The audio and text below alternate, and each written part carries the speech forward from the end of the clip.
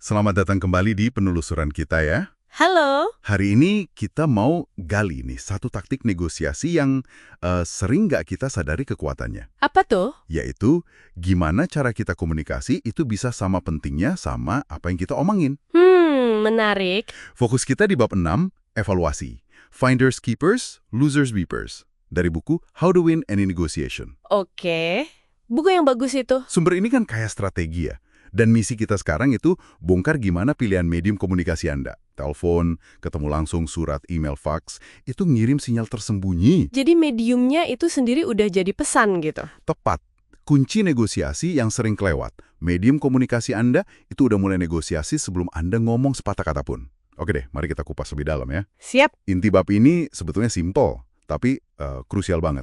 Media yang Anda pakai itu bagian dari pesannya. Iya, Telepon, email, pertemuan masing-masing punya bahasanya sendiri. Nah, apa sih bahasa atau pesan implisit ini sebenarnya? betul sekali. Pesan implisit itu ya makna yang nggak diucapkan, tapi kebaca dari cara Anda komunikasi. Semacam kode gitu loh. Kode. Maksudnya? Ya, kode yang diterima lawan bicara. Misalnya nih, milih komunikasi tertulis kayak surat, email, atau fax. Oke. Itu seringnya ngirim sinyal finalitas. Kesannya kayak, ini tawaran saya nih, terima atau tinggalin aja. Oh, jadi tegas gitu ya kesannya? Betul, ini bisa efektif banget kalau Anda mau nunjukin posisi kuat dan nggak terlalu mengharapkan diskusi bolak-balik lagi. Wah, menarik. Jadi kalau kita justru pengen ada diskusi atau mau bangun hubungan gitu, tulisan mungkin bukan pilihan terbaik ya? Bisa jadi begitu. Nanti malah terkesan kaku atau dingin gitu. Itu secara implisit bilang, yuk kita omongin ini bareng-bareng. Yang menarik, pertemuan tatap muka kan butuh usaha lebih yang ngatur waktu, tempat, mungkin perjalanan. Betul, betul. Lebih repot. Nah, makanya itu ngirim sinyal keinginan diskusi yang jauh lebih kuat dibanding sekedar telepon. Oh, gitu ya. Telepon itu cepat, efisien, tapi ya bisa kerasa kurang personal dan cenderung lebih kompetitif nadanya. Sementara pertemuan? Pertemuan itu ngasih ruang buat nuansa, buat bangun rapot, kedekatan. Walaupun jelas butuh investasi waktu sama tenaga lebih besar. Masuk akar banget. Buku ini juga nyinggung dilema antara telepon sama pertemuan. Salah satu poinnya soal tekanan buat merespon. Ah, iya. Pernah nggak sih Anda sadari, jeda hening di telepon itu rasanya panjang banget dan bikin tegang dibanding pas rapat? Persis. Itu kerasa banget bedanya. Kayak detik-detik krusial gitu ya? Betul. Kemampuan nahan tekanan buat nggak langsung jawab di telepon itu, wah itu skill tersendiri. Ada lagi pertimbangan lain? Ada. Pertimbangan lain yang krusial. Seberapa penting sentuhan personal buat Anda? Maksudnya? Iya, kalau Anda perlu bangun kepercayaan atau ngatasin masalah sensitif, mungkin pertemuan lebih unggul. Oh, oke. Telepon cenderung lebih, to the point ya, kadang jadi kerasa transaksional aja. Terus Anda juga harus mikir, nelpon itu bakal ganggu pihak lain nggak ya? Nah, bener juga. Kalau mereka lagi sibuk, panggilan Anda bisa dianggap interupsi. Malah bikin mereka defensif atau pengen cepet-cepet selesai.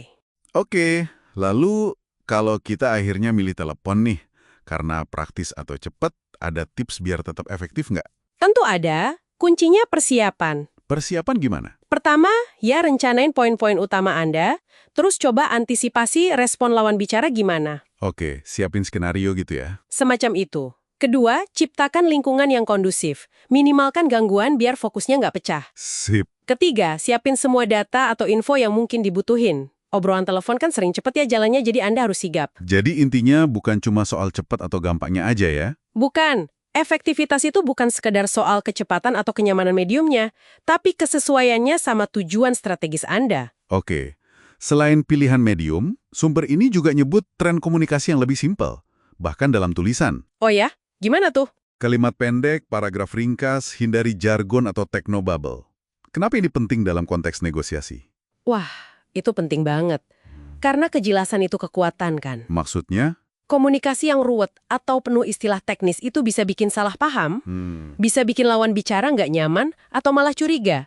Anda lagi nyembunyiin sesuatu. Ah, iya. Kalau simple, itu nunjukin kita percaya diri dan bantu pemahaman bersama.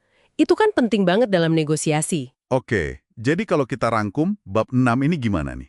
Ya, kesimpulan utamanya adalah, milih medium komunikasi itu sendiri udah jadi keputusan taktis. Taktis ya? Iya, apakah Anda yang nelfon duluan, sengaja nunda angkat telepon, kirim email formal, atau ngatur pertemuan, itu semua ngirim pesan. Jadi pertanyaannya bukan cuma, wah ini langsung relevan buat Anda yang dengerin ya.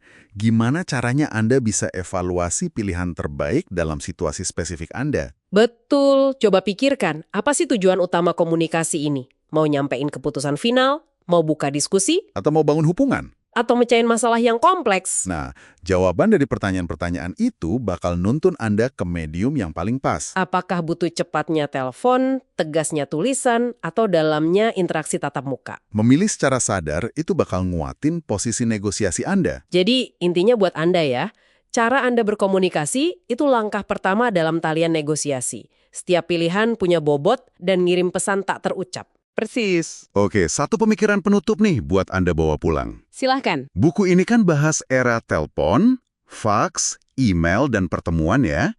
Sekarang kita punya WhatsApp, Zoom, Slack, DM Instagram. Wah iya, udah beda banget ya lanskapnya. Nah, menurut Anda, moda komunikasi yang baru ini gimana ngubah lanskap pesan implisit dalam negosiasi?